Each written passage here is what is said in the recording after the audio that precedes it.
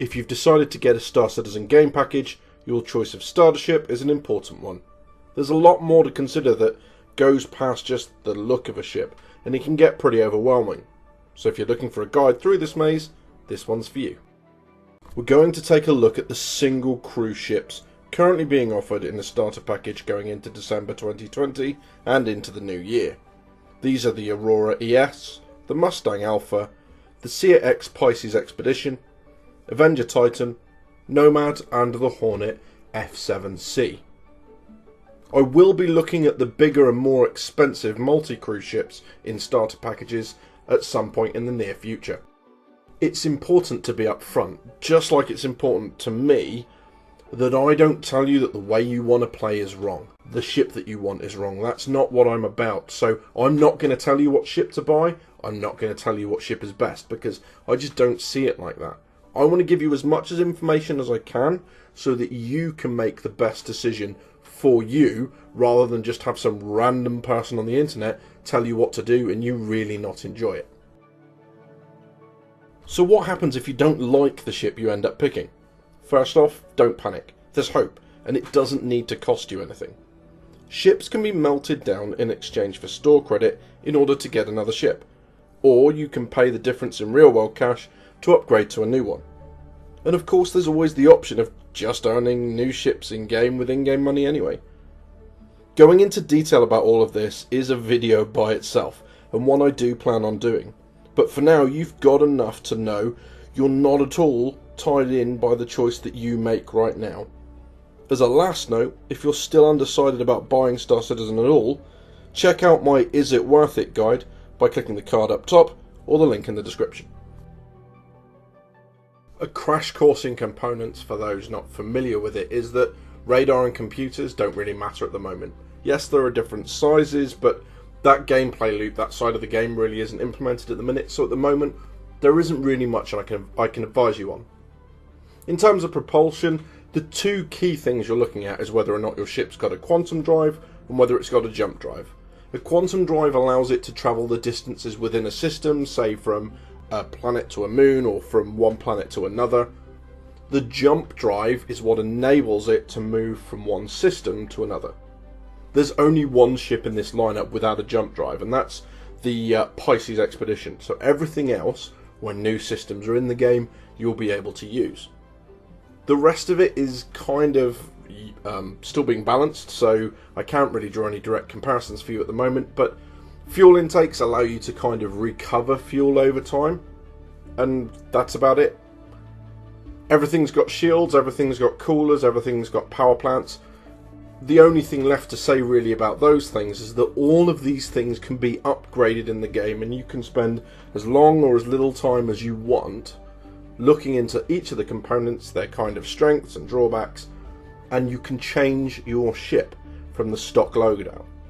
This is important because most people coming in will think that their starter ship is just going to be basic and you're going to get trounced by everyone. Not true.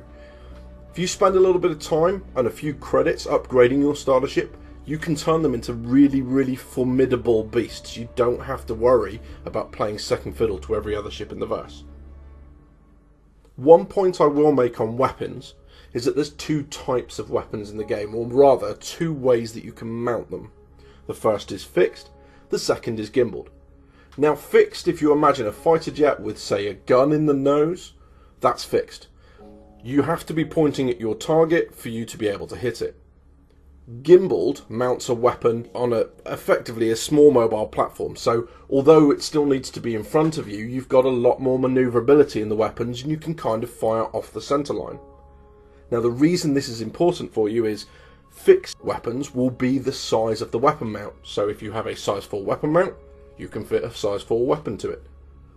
If you want to put that on a gimbal, you can do, but adding a gimbal reduces the size of the weapon that you can put there by 1. So, a size 4 weapon mount with a gimbaled weapon can only take a size 3 weapon. And this kind of balances off the skill of being able to point your ship precisely at its target for fixed weapons versus being a little bit more versatile and a little less accurate but still being able to hit your target using smaller weapons on gimbals. RSI's Aurora ES, or Essential, is one of the options for the 2 cheapest starter packages in the game. It's a single seat light ship, although you can fit more than one person in it, as it has a fully modelled interior, including a bed. It doesn't come with any cargo space, so you can't use it for trading, but because it has that interior, there is space to put boxes inside, so you can do delivery missions, although I wouldn't do more than one at a time. It's fully kitted out for travel, so you'll be able to make the jump to other systems with a small jump drive, when other systems are in the game. It's got 2 size 1 missiles, 2 ballistic cannons, and room for 2 more size 1 weapons on the wings. It also has an open utility slot for when those components become available to use. To enter, just go up to either side the large RAM panel just behind the cockpit and enter the ship from there. If you're going to put a box in for delivery missions, just open the door rather than enter, place the box, climb in, and you're all good. The bed is aft in that large kind of rectangular section, so that's where you can go to bed, log out, and then kind of wake up the next time you log back in, still in your ship, wherever you logged out. This is obviously with the lights off inside the ship. I haven't powered her up yet, so that's why it's so dark. But the other thing I like about this is that with so many ships, the seat kind of swivels round and you jump in it and it swivels back and puts you into the seat for command. I kind of like that on one of the more budget ships in the game like this, you've actually just kind of got to shimmy past the seat in order to jump in. This is how you start it up if you're not just going to tap R and go to complete flight ready mode. And there are a lot of struts on the window, so if they don't bother you then great, but I know that can be a bit off-putting for some people. With each ship I've captured how the landing gear works, how the weapons sound and look, and a little bit in flight, so enjoy.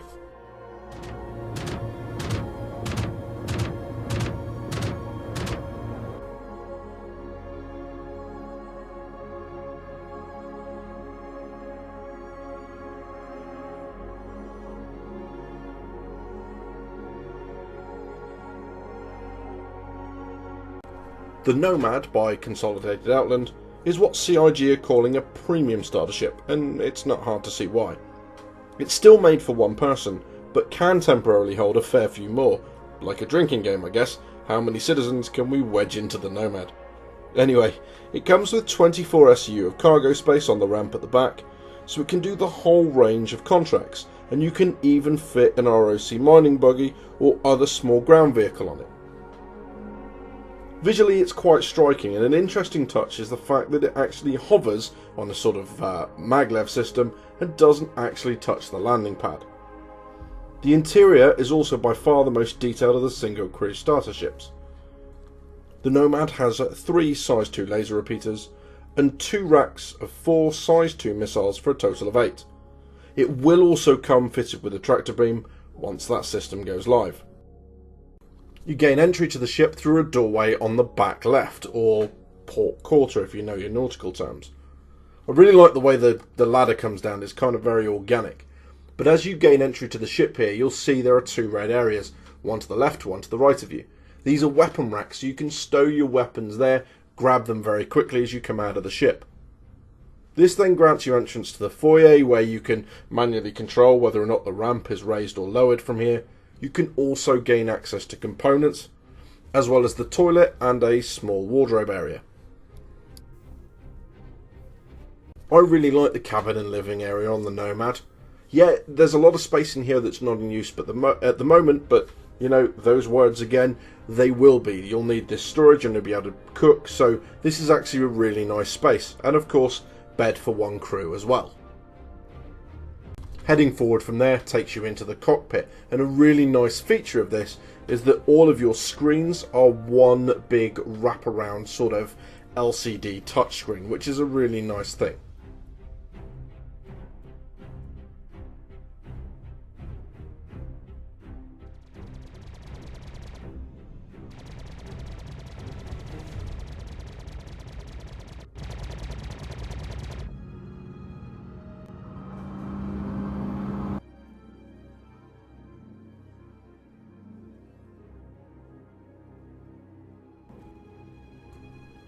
The Mustang Alpha is a cargo runner, but without the modelled interior, so whilst you can use it to trade cargo with its 6 SCU of internal cargo space, you can't use it for delivery missions or to give friends a ride, as there's just nowhere to put them. It comes as standard with 2 size 2 laser cannons and 2 size 1 hardpoints without weapons on it that you can kit out as you like, but it doesn't carry any missiles, which can make it the underdog in combat, but then some people like that kind of thing. It's accessed from a panel just below the cockpit on the left side. You climb in and that is all the space that you have. But what it lacks in that interior space, it really does make up for invisibility. You have no struts obscuring your view, so you can really keep track of what's around you and land in some really tight spots. Unfortunately, I didn't capture the landing gear fold and fold with this, so here's some extra footage instead.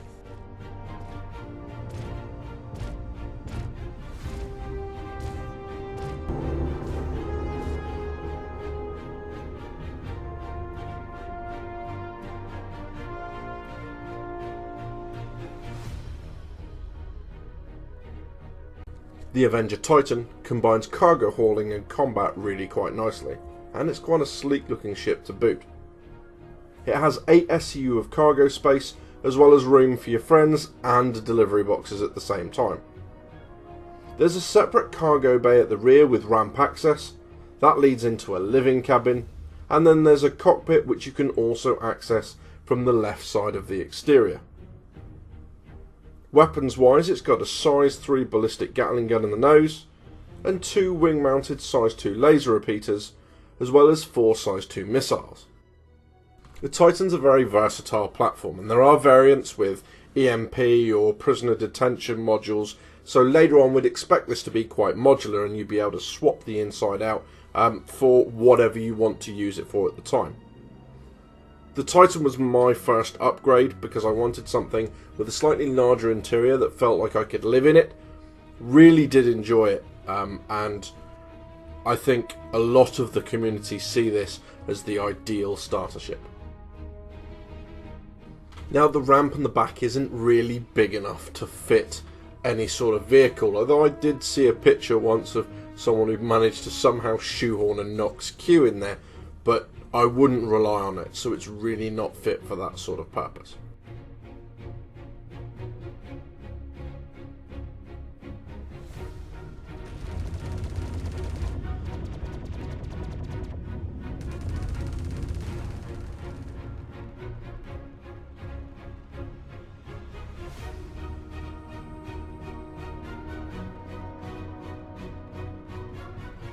The Pisces does need to be a conscious choice, and that's because it has some drawbacks when compared to the other ships in this video.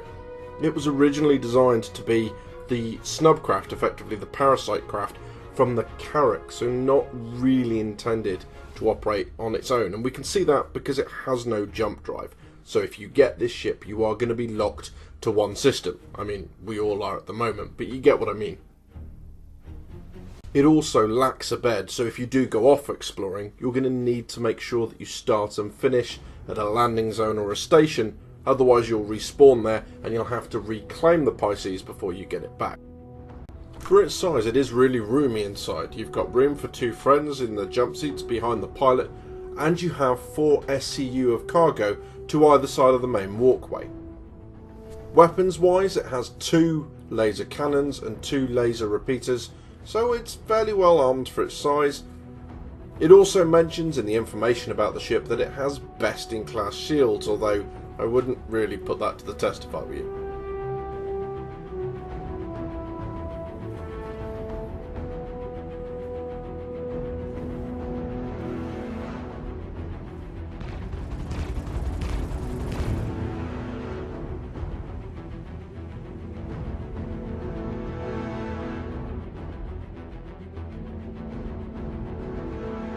The Anvil Arrow completely forgoes any pretense of cargo or non-combat applications. She's a dogfighter, pure and simple, and she has the maneuverability and payload to match. With 2 gimbaled size 2 Gatling guns, 2 laser repeaters in the top turret, and 4 size 3 and 2 size 2 missiles. Clearly there's no interior to walk around other than the cockpit to sit in, so you won't be doing deliveries, trading cargo or giving lifts to friends. But it is the fastest ship in this list, and it relies on its ability to keep out of its opponent's weapon arcs to survive. In other words, it's a true glass cannon. Nowhere is this more evident in missions where you've got to attack a bunker or something with some anti-aircraft defense turrets. Consider strafing runs, so you give your weapons a chance to recharge. I've got one of these, and it is my go-to combat ship, if that helps.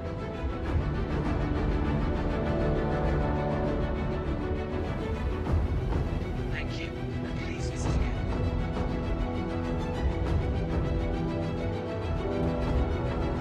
Forget everything about the ship for a second. The F7C Hornet is 3 times the price of the Aurora or the Mustang packages, and whilst it is a medium fighter, bear that in mind as we go through.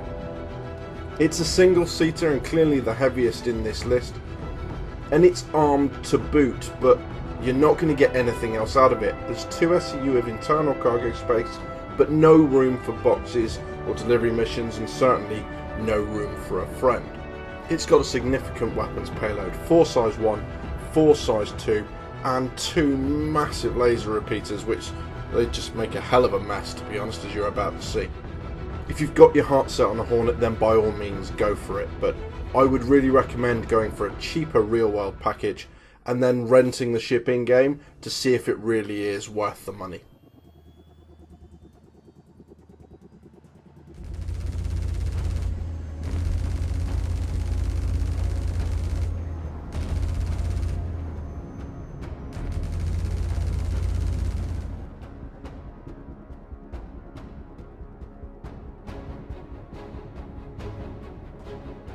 One more thing to consider are the combo packages.